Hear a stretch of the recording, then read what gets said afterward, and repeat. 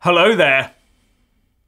So Boris Johnson has come out in support of Jacob Rees-Mogg. The fireworks have started.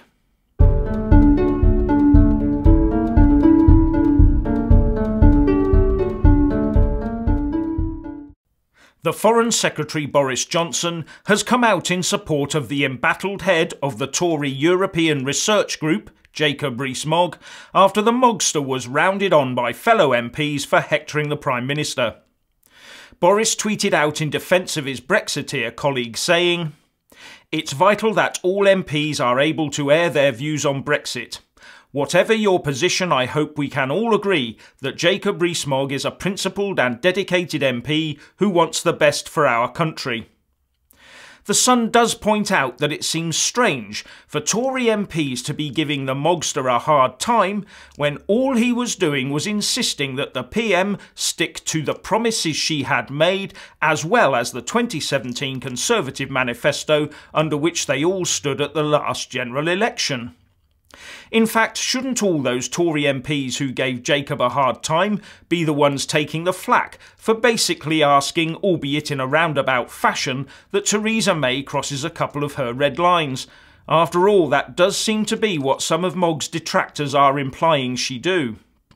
And Jacob Rees-Mogg told Julia Hartley-Brewer on Talk Radio that the two main players trying to water down Brexit are the Business Secretary, Greg Clark, and Philip Hammond's Treasury. So it's only Tuesday and the handbags are already in full swing, well before the Chequers showdown on Friday. And this showdown has been dubbed the Body Bag Summit.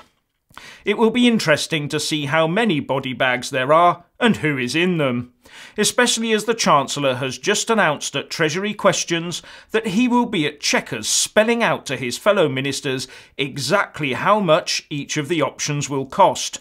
And this has many thinking he will use the information to push for a soft Brexit. And of course these reports will be put together by the same people using the same methodologies that gave us the previous, now discredited impact statements.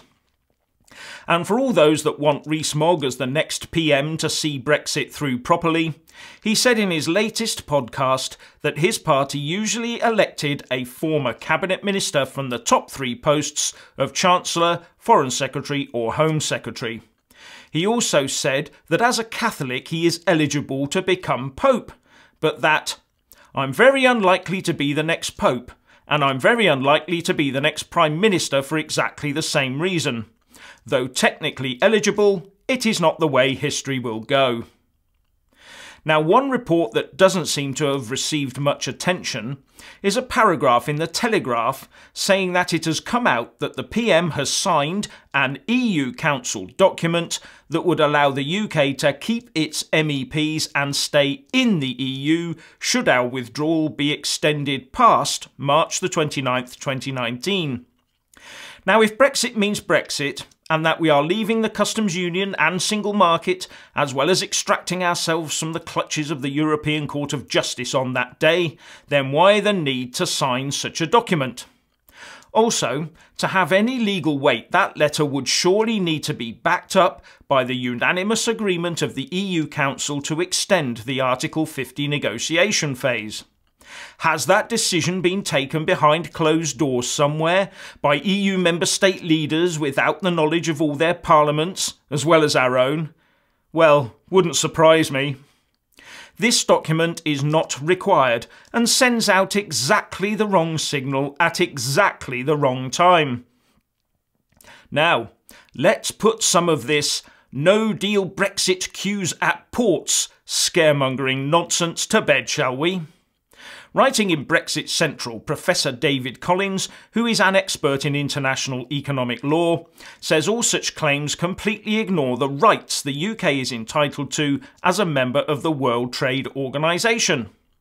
And as the EU is also a member of the WTO, it is also bound by its rules, which say that members need to have proper reasons based on such things as hygiene and safety to stop imports. Basically, all the claims that UK goods will suddenly come under intense scrutiny, lorry load by lorry load as they try to enter the EU, are implausible, because the EU would have no justifiable reason for doing so. Especially as we are maintaining the same standards immediately after Brexit Day. And if we do change our standards over time, they would have to fall so low so as to ignore consumer safety to justify extra checks. In fact, Professor Collins says that there is a new trade facilitation agreement that says WTO members should minimise customs problems through the use of technology. Now, where have we heard that before? And thus, he says, the new UK-EU border must adhere to this high standard of frictionless transit precisely for the purpose of avoiding long delays caused by needless red tape of the kind we have been told to fear. And his reference to the WTO courts being very effective in forcing compliance should be music to any Brexiteer's ears. This is an excellent article, and I ask you all to nip over to Brexit Central and have a read. I've left a link to the article in the description box below. So please let us all know what you think by leaving a comment below. Thank you for watching.